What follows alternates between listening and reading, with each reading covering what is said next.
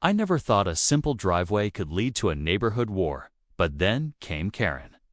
From the moment she joined the HOA, everything changed. She started small petty notes on my porch, passive-aggressive comments at meetings, but things escalated fast when she began parking her car right across my driveway. Every morning was a battle just to get to work. I tried being polite. I tried filing complaints, but nothing worked. She claimed it was within HOA guidelines, even though it clearly wasn't. It wasn't just other neighbors noticed it too, but no one wanted to speak up. Karen had a reputation for making people's lives miserable if they crossed her dot at first. I thought it was just her being inconsiderate, but soon it became clear this was personal. She wanted to prove she ran the neighborhood. That's when I decided I wasn't going to play by her rules anymore. I came up with a quiet plan, something she'd never see coming. And the best part? It didn't break a single law, but it changed everything. Just when Karen thought she had one, her car vanished from the neighborhood without a scratch. You won't believe how I did it, or what happened next. It all started a few months ago when Karen got herself elected to the HOA board. No one really voted. Most people just ignored the emails, but she took that silence as power. From that day on, she treated the street like it was her personal property. She'd nitpick about trash bins being out for too long, measure grass height with a ruler, and send out warnings like clockwork. But for some reason, she had it out for me more than anyone else. Maybe it was because I didn't bow down to her authority. Or maybe she just didn't like that I challenged her when she wrongly fined my neighbor for a missing mailbox screw.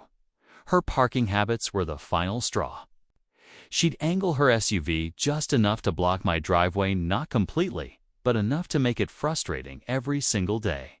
I'd honk, I'd knock. She'd smile and say, maybe leave earlier next time. It was maddening. I kept logs, took photos, sent emails to the HOA, and even called the city. Nothing. It was like she had some invisible shield around her. But I wasn't done.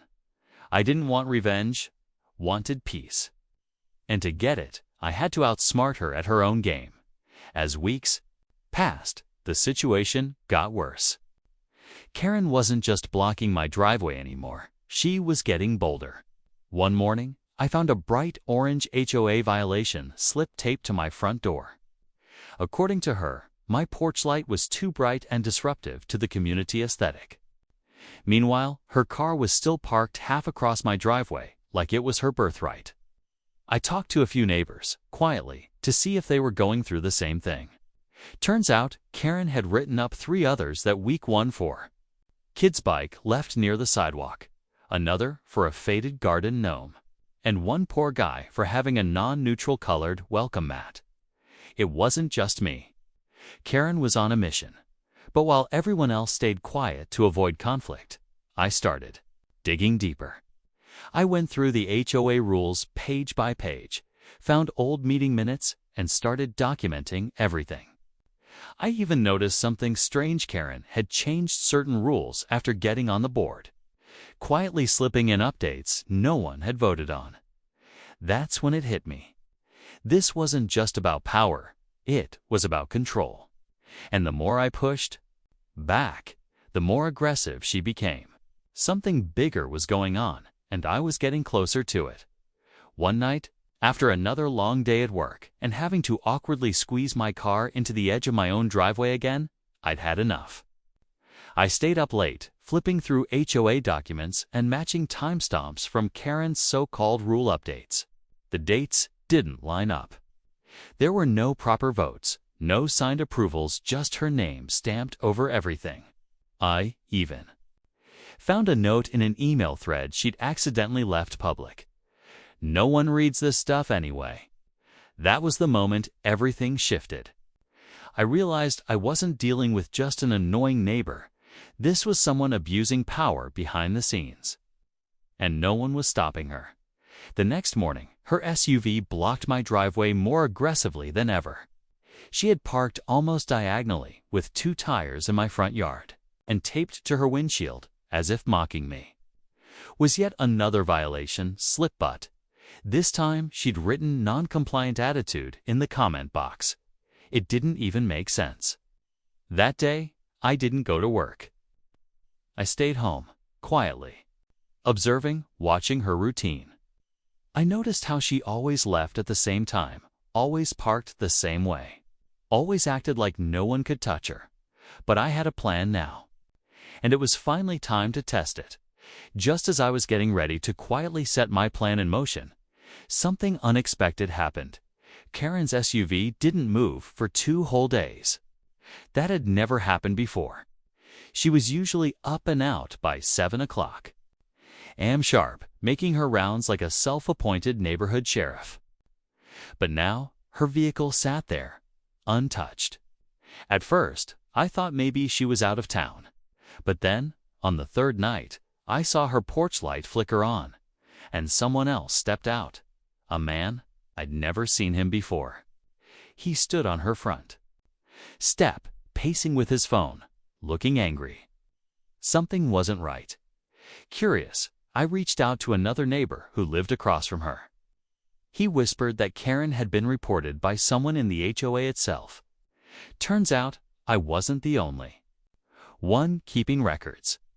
Someone else had quietly gathered screenshots, emails, even footage of Karen selectively targeting homeowners, waiving rules for her friends while fining others for petty nonsense. But the biggest shock? Her car, the one she loved to flaunt and block my driveway with, it wasn't even registered in her name. It belonged to the HOA under a community vehicle grant, something no one knew about. Whatever she was hiding, it was unraveling fast. And I was ready to pull the last thread. The moment finally came on a quiet Thursday morning.